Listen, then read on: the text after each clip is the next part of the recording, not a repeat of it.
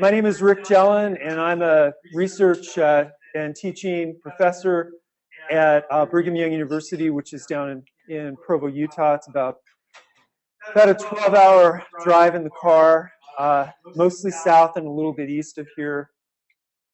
I'll be presenting work that we've done in we have a combined genetics lab. My principal colleague is my brother-in-law, Jeff Mon, who's fond of making fun of me and mocking me. I made the mistake of, well, it wasn't a mistake.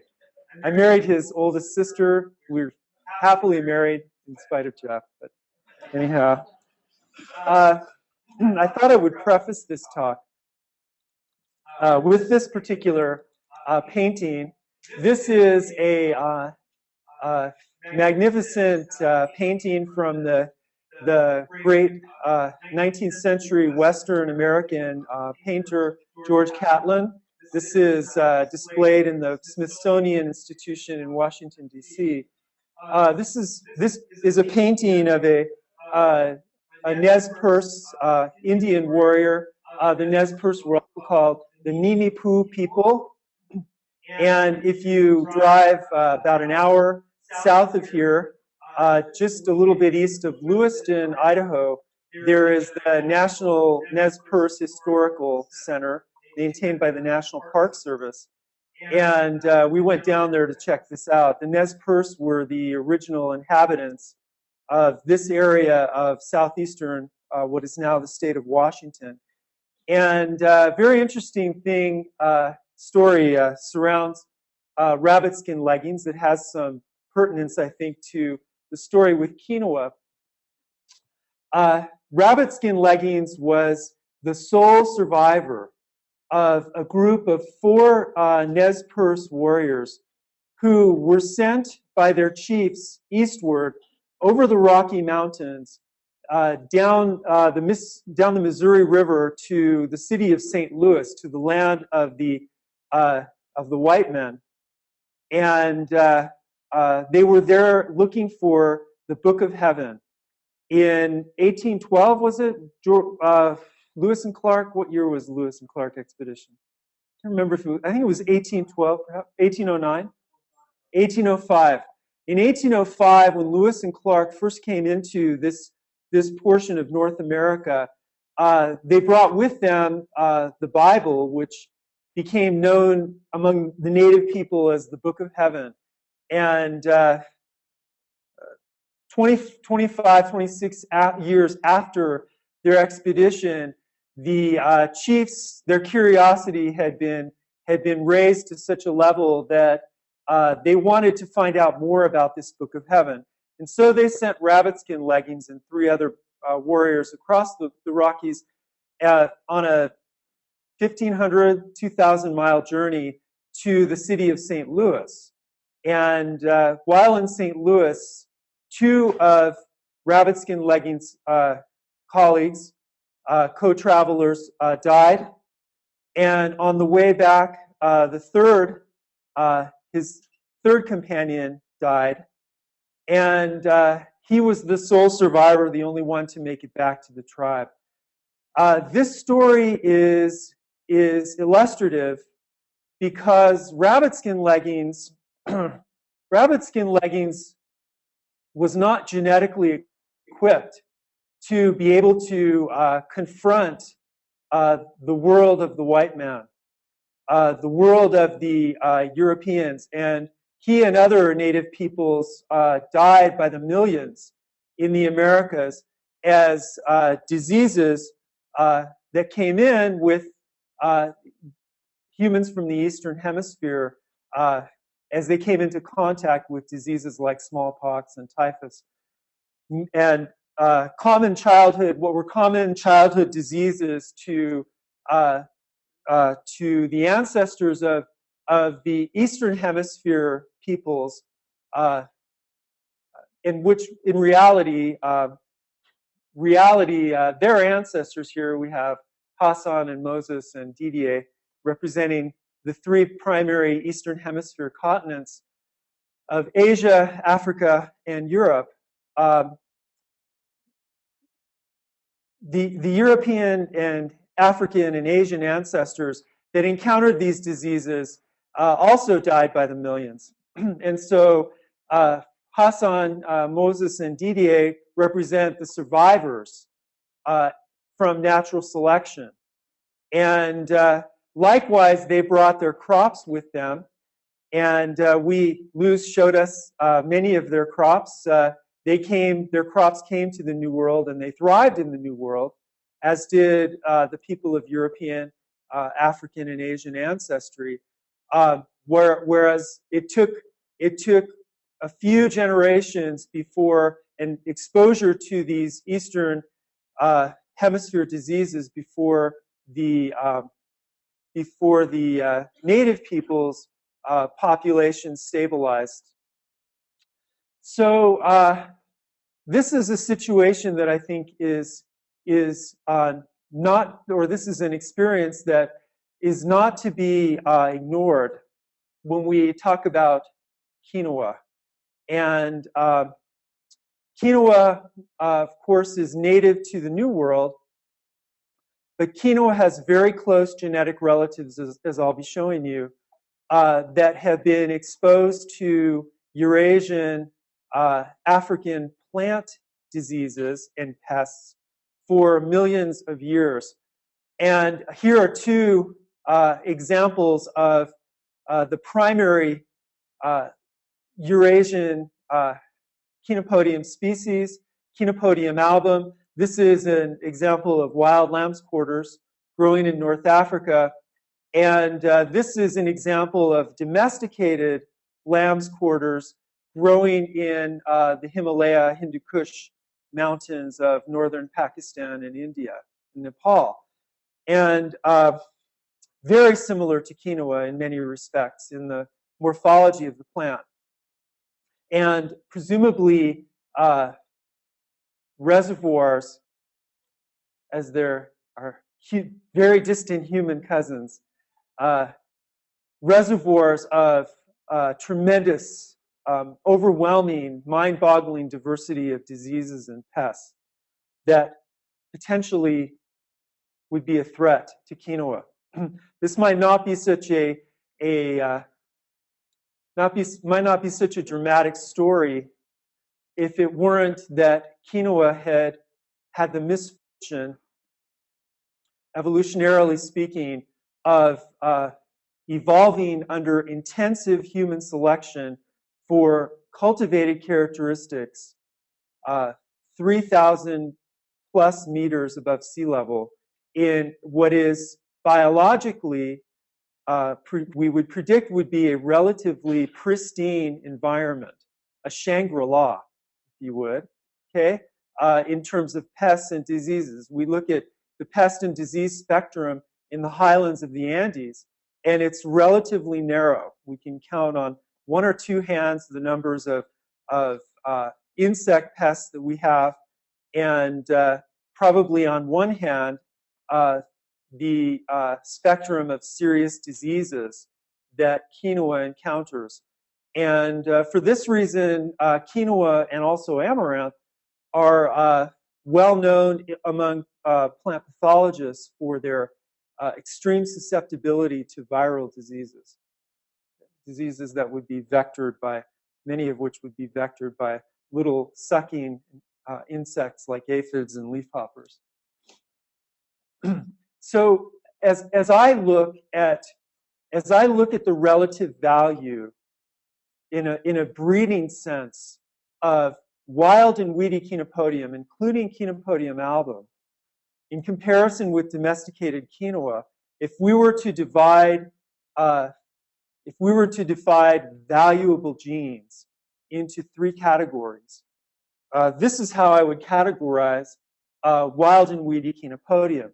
Relatively rich, we would expect, to extremely rich in biotic stress resistance genes, rich in abiotic stress genes, and relatively poor in quality and agronomic genes. We would be looking to quinoa, obviously, which has been subject to centuries to millennia of intensive selection by the forebears of Peruvians, Bolivians, Chileans, Argentines, and Ecuadorians, and others, Mexicans and others, as we will see, who have been selecting for desirable plant traits in a production, a human consumption sense. Also, we would have a fairly rich spectrum of abiotic stress resistance genes, particularly cold tolerance, drought tolerance, salinity tolerance, tolerance to very poor soil conditions, and relatively little resistance to biotic disease and insect pest pathogen resistance genes. So let's embark upon the story of looking back, and as we have tried at BYU and with collaborators in various places to reconstruct the origin, the genetic origin of quinoa. This is an important exercise because we've seen, Frank here showed us that substantial evidence from his fields that quinoa is very promiscuous. Okay? It has the ability to outcross with a lot of different things. And so in order to be able to utilize these and harness these genes for biotic stress, particularly tolerances in the wild relatives of quinoa, we need to know what the closest wild relatives are so that we can reliably predict how we're going to introduce those desirable genes while affecting recombination in the chromosome such that we can retain the vast reservoir of desirable genes that are already present in domesticated quinoa germplasm. Okay? So here's what we know, or what we knew about quinoa. We know that quinoa is something that in genetic speak we call an allotetraploid. It is an allotetraploid. It has it had two diploid 18 chromosome ancestors. Quinoa has 36 chromosomes. Those two ancestors presumably crossed initially, and according to our best genetic estimate, approximately 6-point-something million years ago, or at least there was 6 million years of divergence between the two ancestor genomes of quinoa. And they crossed to make what we would have presumed would have been a sterile hybrid, for the reasons I'll show you in a minute. That hybrid's chromosomes then doubled to produce a new fertile 36 chromosome species that was the ancestor, the wild ancestor of quinoa. And then through thousands of years of evolution, eventually quinoa came in contact with humans, and humans took control of quinoa and began domesticating it. This wild and weedy tetraploid ancestor was eventually domesticated as what we know today as quinoa. Okay. So we had a diploid ancestor in genetic speak. We call that 2X. Two sets of 9 chromosomes. 18 chromosome ancestor diverged 6-point-something million years ago into what we call at BYU an A genome and a B genome. 2 different diploid species evolved. And then those 2 diploid species eventually, after we don't know how many, probably millions of years, came back together again in the New World to give rise to the ancestor of quinoa. Okay. After seeing Frank's presentation yesterday, I thought I would put this slide in just for those of you that are not geneticists, maybe, or we would expect probably not familiar with what is potentially happening. How do we explain what might be happening when when two species come together, two plant species and hybridize. Okay, so there's no hocus pocus involved here. There's a scientific basis for it, and it turns out that there are 5 possible things that can happen. So we have, let's say we have two species that have the same chromosome number, species X and species Y. They come together, just showing these are Chenopodium, so X is equal to 9. So we have an 18 chromosome diploid crossing to an 18 chromosome diploid of different species. They come together to produce a hybrid we would predict would be sterile. Okay. Now, sterile in plant biology, you have to understand that there's 2 kinds of sterility in plants. There's pollen sterility and there's egg sterility. The pollen in the eggs do very different things in plants. Okay, the pollen. Well, I'll tell you about the eggs first. The egg is the least interesting of the two because the egg just receives the chromosomes and then sits there. Okay, the egg doesn't do anything. It just waits for pollen to come along and fertilize it. Okay, the pollen is where the problem is. Okay, because the pollen has to be able to literally germinate as it comes in contact with the female parts of the flower. And it has to be able to grow. And as it grows, eventually it produces a structure we call a pollen tube. And at the base of that pollen tube, eventually, into the ovary where the egg or eggs are, is released actually several sperm. And those sperm are involved in fertilizing not only the egg, but also accessory cells that develop into the endosperm that nurture the egg. Okay, so this is the process in higher plants. We call it double fertilization. So it's actually a fairly complex process on the part of the pollen, and what the pollen has to be able to do and function as. The first fate is we have meiotic failure. 9 chromosomes from species X don't know how to pair properly with 9 chromosomes from species Y. Okay? By definition, as different species, their chromosomes are unable to properly pair with each other. And so meiosis fails, okay? And the plant matures, the hybrid plant matures, but there's no seed set. The second potential fate is that there's a mitotic failure in this plant that's a hybrid. If there is a mitotic failure, it's possible that a sector of the plant or a sector of the panicle of the seed head develops that actually now, instead of having only one set of red and green chromosomes, has 2 sets of red and green chromosomes. Okay? This is the same thing that colchicine does, or the herbicide trifluralin does this, and we use trifluralin and colchicine in the lab in order to take these otherwise sterile hybrids and make them fertile. Okay? If this happens, then you have a sector of the panicle that potentially could self-pollinate. Okay? Will produce functional pollen as well as functional eggs. In fate number 3, we have meiotic failure, but meiotic failure in a different way that results in the production of diploid pollen and or diploid eggs. Meiosis is a 2-step process. Okay, there are 2 cell division events.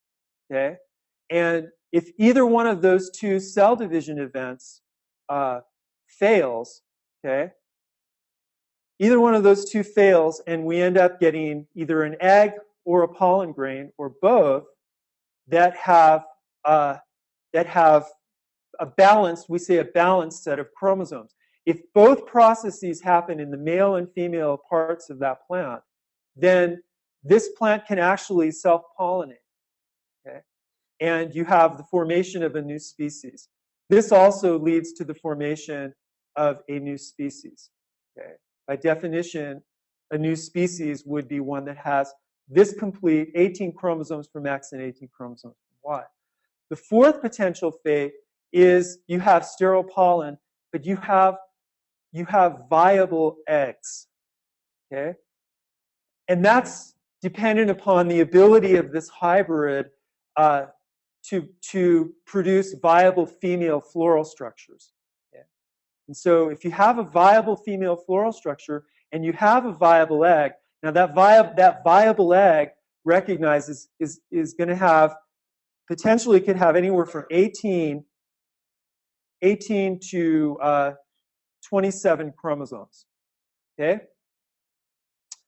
So somewhere between diploid and triploid. And that viable egg, if it's backcrossed by, or if it's pollinated by species X, okay, then we have a species X backcross, okay? We begin the process of introgression of backcrossing, okay? We produce a plant that, surprisingly, potentially could be fertile, okay? And then the fifth fate is basically the same thing, only instead of being backcrossed by species X, we have a backcross from pollen from species Y. Okay? So these are 5 possible fates for an interspecific hybrid plant that could result in either a new species or potentially an introgression product. Okay? Presumably that's what's happening in one of those processes there. Probably 4 or 5 is what has been happening with, for example, with Chenopodium giganteum or Chenopodium amaranticolor in your fields, Frank. Okay, so here, what we're trying to do is we are trying to identify what species A is and what species B are. And our strategy for doing this involves 2 steps, DNA sequencing targeted nuclear genes. We're interested, we don't have a lot of money in our lab, and so we pick genes that, for most part, are also of interest to us in terms of the traits that they might affect. So we look at stress tolerance genes, SOS1, for example, salt tolerance gene. We look at, we'll see at a major gene that's involved in production of starch, okay? Or we'll see a gene that's involved in nitrogen assimilation, okay? As nitrogen fertility stress is potentially an important character for sustainable quinoa production. The other part of our strategy is really the easier part of the strategy, is to sequence targeted portions of the chloroplast genome. In the vast majority of plants, the cytoplasm of the plant, which contains the chloroplast, the mitochondria, the organelles, it's not the nucleus. Okay? It doesn't contain the nuclear chromosomes, but just the cytoplasm.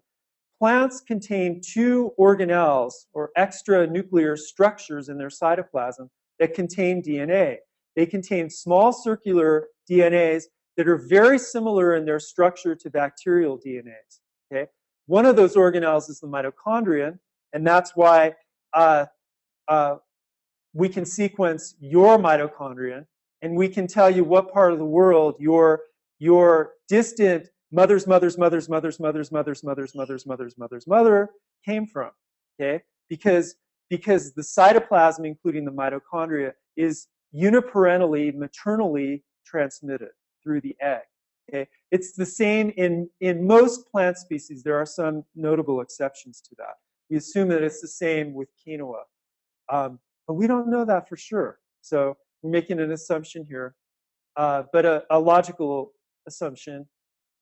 And that would identify which of these 2 parents was the pollen recipient, okay, the egg donor. Okay.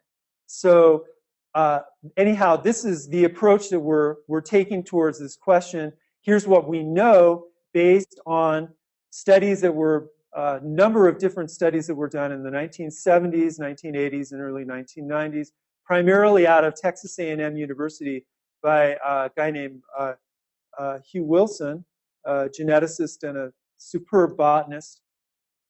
Wilson identified a strong genetic relationship, including crossability relationships among a series of tetraploid species from the New World, including quinoa, the primarily Argentine Pampa weedy species, avian goosefoot or Chenopodium hircinum,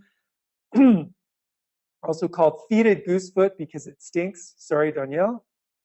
That's not an Argentine characteristic. And Chenopodium, what Wilson called Chenopodium nataliae. Nataliae is a domesticated form of quinoa from Mexico. Okay, it was anciently domesticated in central Mexico. And then Chenopodium berlandieri, a species many of you may not be familiar with unless you go out into the fields and look around. Berlandieri is a common form of lamb's quarters primarily in North America. What's interesting about berlandieri, though, is that it has a different chromosome number from Chenopodium album, and it has some subtle morphological differences, as I mentioned yesterday in one of the question and answer things. So we're asking these questions. We want to know, were there single or multiple ancestral origins for quinoa? And were there single or multiple domestication events that gave rise to these domesticated forms of quinoa in Chile, along the central and southern coast of what is now known as Chile, among the Araucanian peoples, indigenous people, the high Andes, the region around Lake Titicaca, which is generally assumed to be the center of origin of quinoa, at least of domesticated quinoa as we know it, and then the form from Mexico. I should mention as well that we know from archaeology that quinoa was also domesticated. We know from abundant archaeological evidence it was part of a complex of crops that were domesticated in the Mississippi Valley and eastward by the indigenous peoples who left interesting mounds. If you go north of, ironically, the city of St. Louis, there's a huge mound complex of a massive pre-Columbian city that's known as Cahokia. And one example of a tremendous ancient civilization that before the first millennium of the Common Era, one of their primary crops was a form of quinoa, Chenopodium berlandieri, subspecies jonesianum. Okay. Just a note, not all Chenopodium is created equal in a germplasm sense. And very recently, Fuentes Bazan and co-workers in Thomas Borsch's lab in Germany have redefined, based on DNA sequence information, some of the phylogeny of this really horrendous genus, Chenopodium, and reclassified a number of species into a series of 7 or 8 different genera. This genus, Dysphania, most of you, all of you, probably South Americans, will recognize Chenopodium ambrosioides, now is known as Dysphania ambrosioides, which is pico. Okay, epazote in Mexico, Mexican tea, very important medicinal and seasoning plant, and and we know this is not chromosomally. This is not a close relative of quinoa. It has a different chromosome number, a different base chromosome number. It has base chromosome number of 8 rather than 9. So interesting as a potential medicinal and seasoning crop in and of its own right, but not necessarily so interesting as a genetic resource for improving quinoa. Some of these others, there are some very interesting species in this group. This one here, available through the USDA collection, could be, if we can if we could make this Blightum californicum, formerly Chenopodium californicum, if we could get this, its common name is Indian lettuce or soap plant. Okay, this plant is a perennial. It produces a deep taproot that mass produces and accumulates saponins, and could be a very interesting source of genes or regulatory genes for altering potentially the deposition accumulation pattern of saponins. If we could get it to cross with quinoa, we could do that sexually potentially. So somebody's got to work on that. Because potentially this could make quinoa resistant to nematodes and other soil-borne pathogens. This is Oxybasis macrosperma, formerly known as Chenopodium macrospermum, and you'll recognize some of these other species. Oxybasis includes Chenopodium rubrum and glaucum.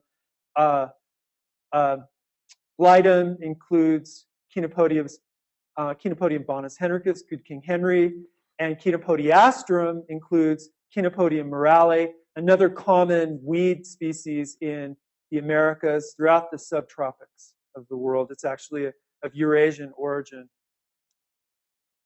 So we had a visiting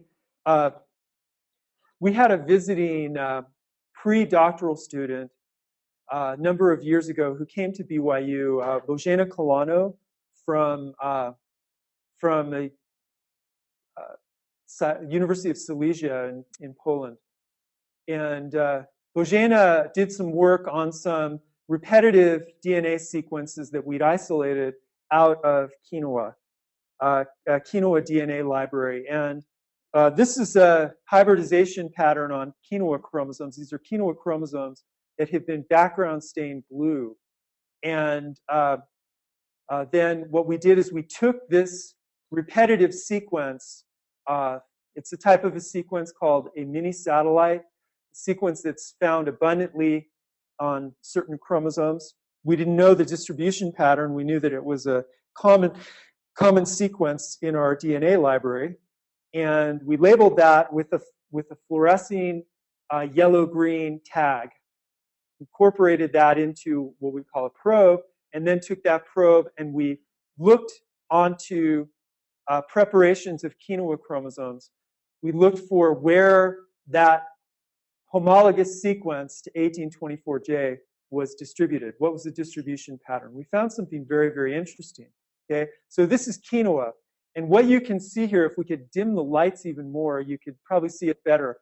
But there are 36 chromosomes here, 18 of which, or 1/2 of which, are abundantly hybridized by this probe. And another 18 of which have barely any, if any, hybridization by that probe. What that tells us is that this is a repetitive sequence that is especially abundant in one of the sets of chromosomes, one of the two sets of chromosomes in quinoa. Okay? And when Bożena took this sequence back to Poland and she looked at a diploid form of Chenopodium album, she found that it was especially abundant for the presence of that sequence. When we looked at diploids from the New World, okay, candidate ancestor species from the New World, this is a species from New Mexico, from the southwestern United States, and this is Quinoa, Chenopodium politicale from the Andes, a crop. We found a similar pattern with these two species. In other words, that there was a relatively light distribution pattern of that repetitive sequence. So it's relatively dispersed, not abundant, and relatively concentrated or abundant in the Eurasian diploid species.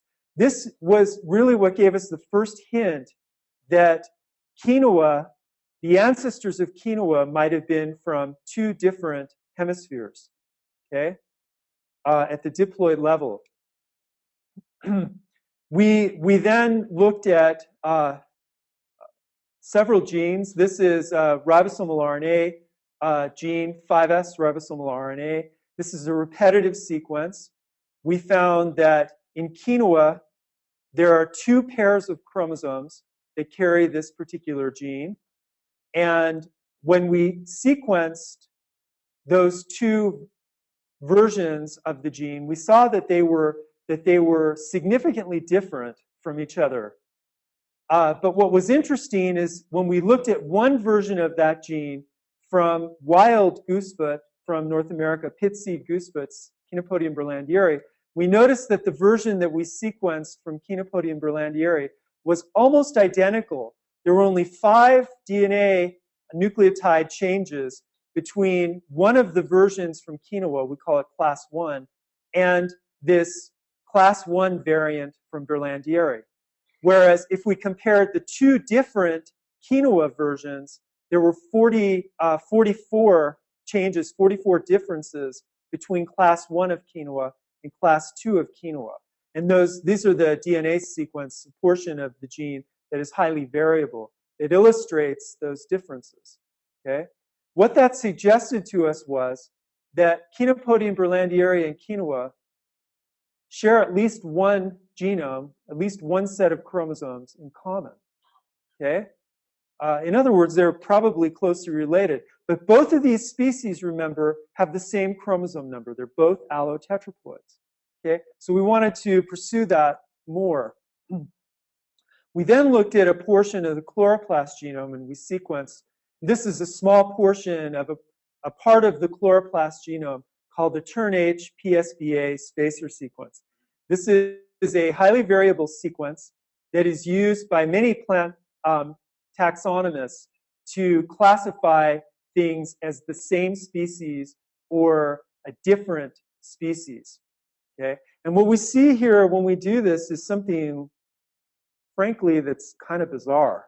Okay? So this panel here includes a number of different strains of mostly collections of Chenopodium berlandieri that I had made. This is a diploid species from the desert in western North America.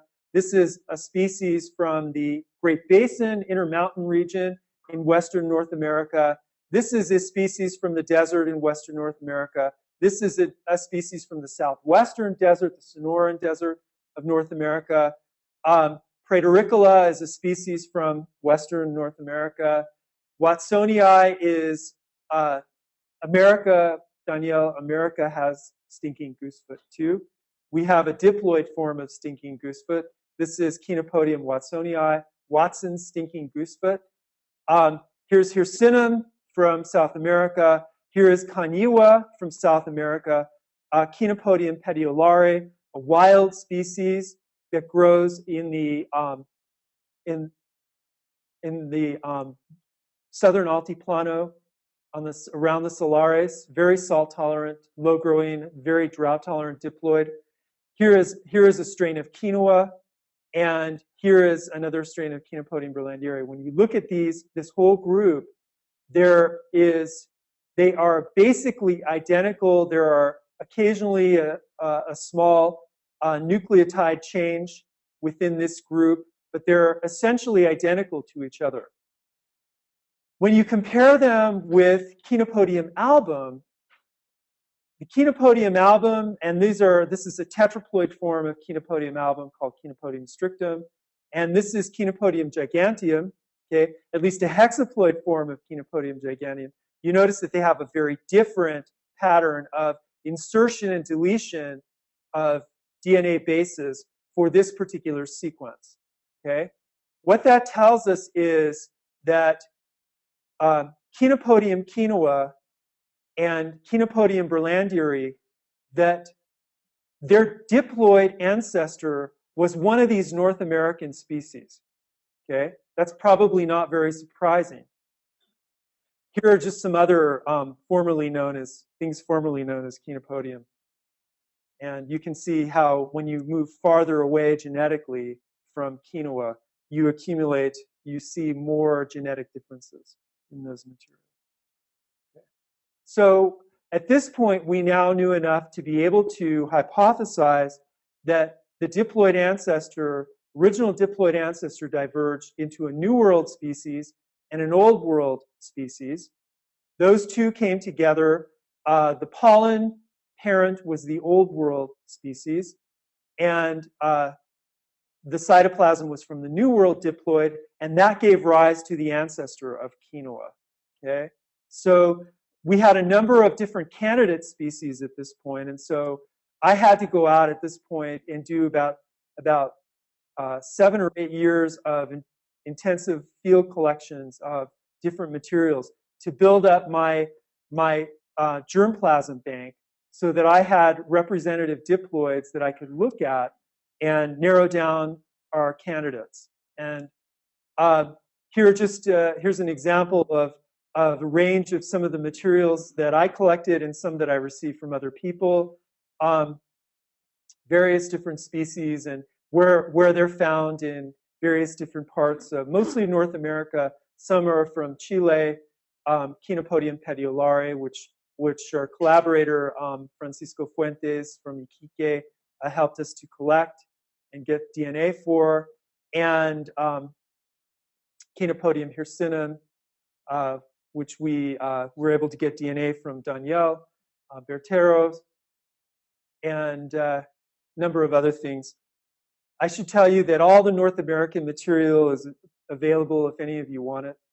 Just email me or contact David Brenner, USDA. Chenopodium berlandieri is especially interesting. So berlandieri had been shown to be crossable, cross-compatible with quinoa, has the same chromosome number. We showed genetically that it has the same genome structure as quinoa.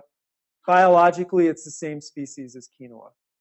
Okay, and Chenopodium berlandieri exists as a series of 5 or 6 different subspecies or botanical varieties that are found almost in every environment you can imagine in North America. And 8 months ago, I took a trip down to give a talk in Bogota, Colombia, and I noticed it was growing in the experimental fields in Bogota.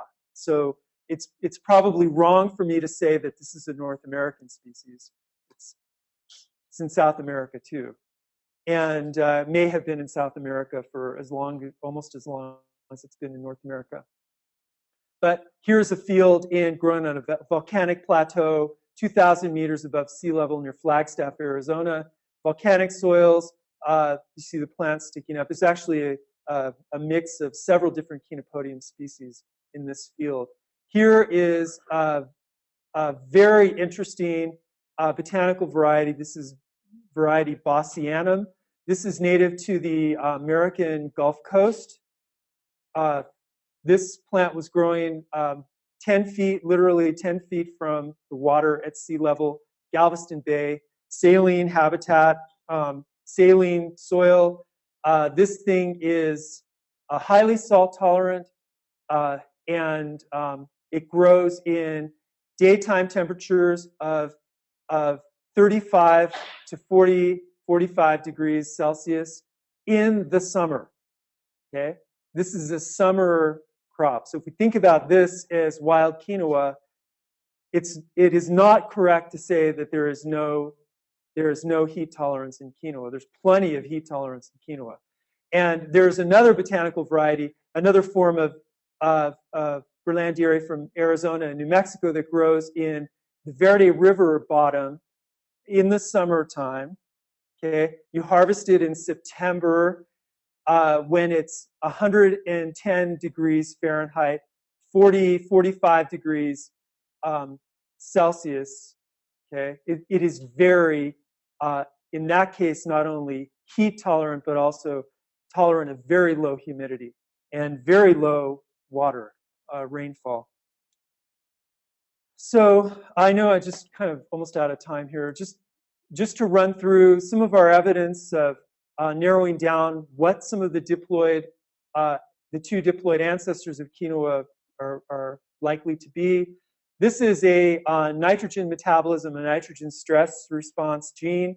This is glutamine synthetase 1. And here we have a series of diploids and several strains of quinoa, G205, 0654, wild South American quinoa, Chenopodium hircinum, KU2, and Chenopodium suessicum, which is a form of Chenopodium album. And what you notice is that Chenopodium quinoa always carries one version of the gene that is homologous or very closely close match to an old world species, to a Chenopodium album complex, and another variant of the gene, here's 0654, here's G205, that is very similar, more similar in its DNA sequence matches to diploids from the New World. Okay, here's just a continuation of that.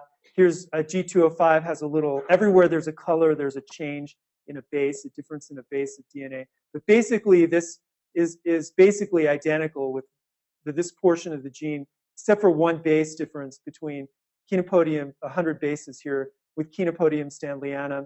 Chenopodium stanleyanum is a diploid from the Mississippi Valley, okay, from the area where the mound builders were in eastern North America. Chenopodium atrovirens is a western North American diploid.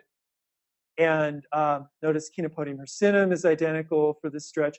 KU2 has another version of the gene that is homologous, well, again, homologous to Old World sequence in Old World species. Okay, we can look at another gene. This is SOS1. These are two of the introns of SOS1, and this is a study that we're doing with the group at the University of Wisconsin. Here we have a subclade that includes one version of a sequence from Chenopodium quinoa and its tetraploid relatives from North and South America, Chenopodium hircinum, Chenopodium berlandieri, various botanical varieties, and one diploid falls into that subclade, Chenopodium stanleyanum from the Mississippi Valley. Here, the rest of this subclade is also, these are mostly diploids here that are very closely related to the quinoa sequence, including here is Chenopodium politicale and Chenopodium petiolare from South America. We call this the Quinoa subclade. Based upon this information, potentially looks like Chenopodium petiolare was the wild or weedy ancestor of Chenopodium politicale. But I have to caution that we have very, very poor representation of material from South America. Okay. So this is a work in progress. Then we have another interesting subclade up here that includes two different strains of Chenopodium berlandieri. Chenopodium macrocalycium is a botanical variety from the east coast of the United States, from the Atlantic coast. Not particularly interesting in terms of its stress tolerance. What's interesting about macrocalycium is it has big seeds. Okay? It's a big-seeded wild quinoa from North America. Okay? So potentially, we're interested, potentially maybe it has different alleles for seed size, and maybe we can get a heterotic effect and increase seed size. Preliminary studies we've done on this have not been very encouraging. Okay? And we think it's because of this relationship. We see that these two strains of berlandieri are more closely related to Desiccatum, a Western North American diploid. And so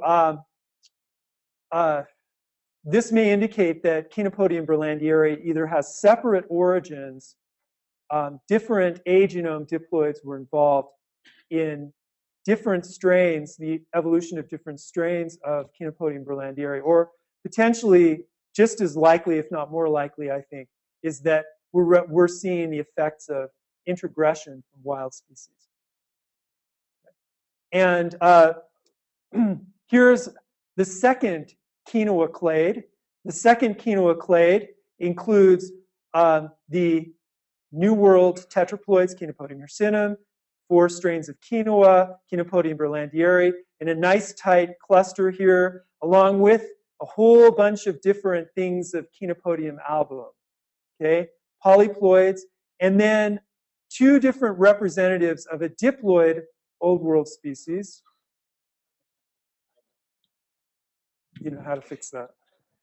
Chenopodium fiscifolium, or fig leaf goosefoot. Okay.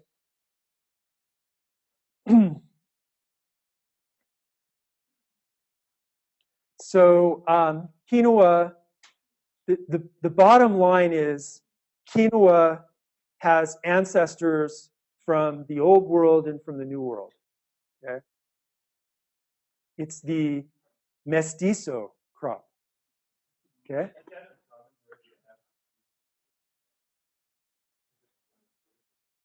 It is uncommon but not unprecedented. The classical example of this is cotton. Okay, so cotton is a hybrid, an ancient hybrid of a species that crossed the Atlantic from Africa and pollinated a native diploid species from South America, from Brazil, Suriname. Okay. Yes? You know, I don't want to throw this out of the curve, but I'm thinking in the 4 million years realm, and sort of the way ecological anthropologists might look at it, rather than sort of African-centric point of view, you know. And it seems to me that the plant chose us as human beings more than we chose the plant until reasonably recent time. So The change, or the broad change of 4 million years rather than a window of maybe 10,000 years. yeah, it's and Evolution. yeah, and 4 million years in evolutionary terms is just, I mean, that's really quick in evolutionary terms. I like to think in as a I meant to say one thing. I was taught in my original base botany and ecology that this is a disturbance plant. yes. The category of disturbance plants that we're really looking at in relationship to human settlements, more or less. Yeah, so human settlements, and I had an epiphany. I had an epiphany as I was collecting plants in the Nebraska Panhandle, wandering around in an environment that looked strikingly similar to what we see outside. And the sandhills of western Nebraska, you see it in cattle wallows, buffalo, bison. I think this was the birds and the bison, not the birds and the bees, but the birds and the bison that must have been significant in the dispersion of this plant. And in the case of birds, Danielle and I have talked about this, the long range dispersion of this thing. If it originated in North America, it got established in South America, and we had that long range dispersion. And yeah, so what if this? So yeah, so you can think of them as migrating sparrows, the sparrows of Capistrano in the poetic world of Dr. Bertero, you know. Yeah, the swallow. So yeah, so there it's swallowing the seed. Yes, Adam. Across between, I think it was the macrosilicium in the Perce. Yeah. Found heat tolerant, or the heat tolerant to F1 seemed recessive. Yeah. That was a year ago. So just curious, what have you found since then, or have you looked at heat tolerance at all? No, just from passive observation, as I've been trying to advance that material, and it's been kind of a disaster trying to advance it. So, because we have co-segregation of seed color and heat tolerance, heat susceptibility. So here is the latest thing, and this is really, really interesting. So Veronica Cepeda from the National Autonomous University of Mexico has been a postdoc in my lab for the last year. Veronica has a poster that she'll be showing. Here we have a sequence of a very important quality gene. This is granule-bound starch synthase 1. This is a seed-expressed, seed developmental gene that is that conditions the production of amylose. Amylose is one of the two components of starch in the seeds. Okay, so in diploid species where we have where diploids are homozygous mutant for GBSS1, the plants have a phenotype called waxy. They have starch that doesn't have amylose. Instead of having straight chain insoluble amylose starch present in the starch composition. So normally starch is approximately 25% straight chain insoluble amylose, 75% branch chain water soluble amylopectin.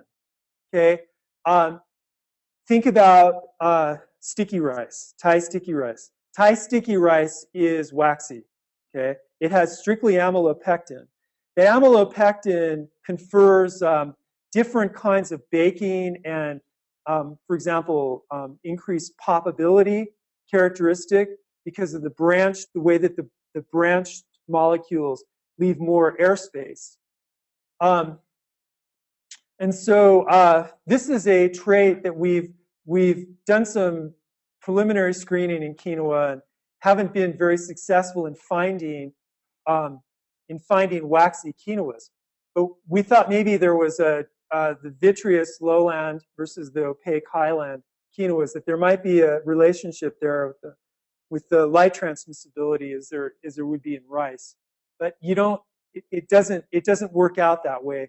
But in the process of doing so, we found several populations of Vero's material from Huazontle, from Mexico, that is waxy. And so anyhow, we embarked upon cloning and sequencing out these genes. We're still in the process of doing this. But again, you see in this gene the same dealio. You see that here we have in lanes 1 and 2, we have Quinoa, Chenopodium politicale from South America. Lane 2, Chenopodium stanleyanum from North America. Lane 3, we have locus A. We call it locus A, the New World locus from Oyage. This is a quinoa variety. You saw it out in the field yesterday. And notice that Oyage is more similar to Chenopodium stanleyanum than it is to Chenopodium politicale. What that probably suggests, potentially in addition to the origin of quinoa, it also probably suggests that there hasn't been a lot of gene exchange. And obviously, this is just one little piece. A lot of studies would need to continue to follow up on this to prove it, but it suggests maybe there hadn't been a lot of gene exchange between quinoa and Quinoa. Okay, and we know that Quinoa is very, very difficult to cross. Okay, very, very closed flowers, unlike quinoa. And then here we have lane 4, Chenopodium fiscifolium, fig leaf goosefoot from Eurasia. And in lane 5, we have the B genome version of the Oyage GBSS1 gene. Okay, and most of this variation that you're seeing here is within introns, okay, non-coding portions of the gene. But we see that they're very, very similar. So this basically proves that one genome of quinoa is from the old world and one gene is from the new world. We've now shown this with 3 or 4 different genes. And so this is what they look like. Here's the family tree. This is stanleyanum, Chenopodium stanleyanum from the Mississippi Valley. This is fig leaf goosefoot. Notice the panicle on fig leaf goosefoot. It's got almost like a mini quinoa panicle. Sort of intriguing. And one thing that's interesting here, Chenopodium stanleyanum has a seed morphology that is similar to Chenopodium albums. It has a free threshing pericarp. And so if I mentioned this to Sven, it might be interesting to look at this trait. It's a very common trait in Chenopodium in the genus. You have free threshing pericarp, a fruit type that's called a utricle, where the seed is surrounded by the pericarp, which is a bladder that the seed is sitting in, and it threshes right off, versus the adhering pericarp in the case of, this is Chenopodium hircinum, and this is Chenopodium fiscifolium. These have the pitted seeds with the adhering pericarp, and that's difficult to remove. You have to abrade it or wash it to get that off. Presumably, most of the saponins are within the pericarp, and so if you know, if you had genotypes where all of the saponins were in the pericarp, then this would be a nifty little trait to transfer into quinoa to have a free threshing, and yet have the benefits of potential insect resistance or whatever of having the saponins coating the seed. So the last thing here I want to show, just kind of very briefly, two different strategies for breeding quinoa. There's the hard way. We can cross quinoa with its wild relatives and have recombination in both sets of chromosomes. Or we could take a trick that I learned from my postdoctoral advisor in the USDA, Stan Cox, a big sustainable wheat breeder guy with the Land Institute now. And that is, instead, once we've identified, and now that we've identified two ancestors for quinoa, why not just make crosses between quinoa and these diploids, okay? We only have recombination in one genome. If we cross it with Stanleyanum, say to bring in the utricle, the non-adhering pericarp trait, we'd only have recombination, only one set of genes carrying junky alleles for agronomic traits to get rid of. The other genome of quinoa remains intact, okay? We can make a cross and then do the strategy strategy 4, where we just we backcross that back using pollen from quinoa. And then, or we could use Ficifolium if there's some trait we're interested in, some potentially massive disease resistance in this old world thing, okay? So, yeah, Adam. I'm just thinking from all of the species for a cross quinoa with, I think it's berlandieri, maybe horizontally. I seem to remember that there's some saponin-free ones coming out. I was curious, do you think that if there's a cross with berlandieri, you might get a saponin-free progeny? So potentially, here's the dealio. We've thought about this with GBSS1 too, okay, or GBSS1 also, and that is that. So you have two genomes, okay? You have two genomes. You have a mutation in one of those genomes. There may not be any phenotypic effect. There might be, okay? But assuming that there's no phenotypic effect, okay, or assuming that there is a phenotypic effect, that it's not being selected for under cultivated conditions. But under wild conditions, there's no beneficial effect. And so you can accumulate a mutation. I don't know if that makes sense. But anyhow, what I'm trying to say is there should be some genes that quinoa has 2 functional copies of in the 2 genomes, so 4 functional copies. So 2 functional copies of, okay, that some of these wild relatives in Wazontle have only 1 functional copy of. So if we mutagenize the wild species in Wazontle for some traits that have not been under selection in those species, which should be easy to get mutants, desirable mutants for those characters. And vice versa with quinoa for traits that have not been under selection. So is it theoretically possible that you have Wazontle, one active gene that's a different allele, a different genome, and in quinoa the active allele is from the other genome? If you cross them, you should have transgressive segregants that are missing that trait, assuming that saponin production is due to a pathway and therefore presence of a dominant gene. Yeah. That was a really quick genetic explanation for something. So I will put these in to show Frank. So Frank, the same thing that's happening in your garden happens in the wild, okay? It's unimpressive. This is an arroyo coming off the Gila Mountains, off the Colorado Plateau, and in southwestern New Mexico. Here we have a profusion of species with hybrid swarms, including Chenopodium berlandieri, variety sinuatum. Very hot environment here. Number of diploids here, Watsonii, Vermontii, Neomexicanum. Here is from the Verde River bottom, 150 degrees it feels like in the summer. On a hot summer day, we have these swarms of hybrids, diploids, polyploids. Who knows what ploiding, decaploids in here, octoploids, all kinds of fun stuff. And so anyhow, nature is doing this process in the wild, and and reshuffling the genes and the genomes and so forth. And we should be able to do that as breeders as well. So good job. So I'm going to propose at some point that we reclassify quinoa as get rid of berlandieri, ursinum, and just call it all Chenopodium quinoa with a bunch of different subspecies. Because I'm a disciple of Gideon Ladizinski, who I did a sabbatical with, who was the mocked worldwide for his reclassifications of avena, of oats, and other species. There, he's a lumper, okay, biological species guy. So I like the biological species concept too.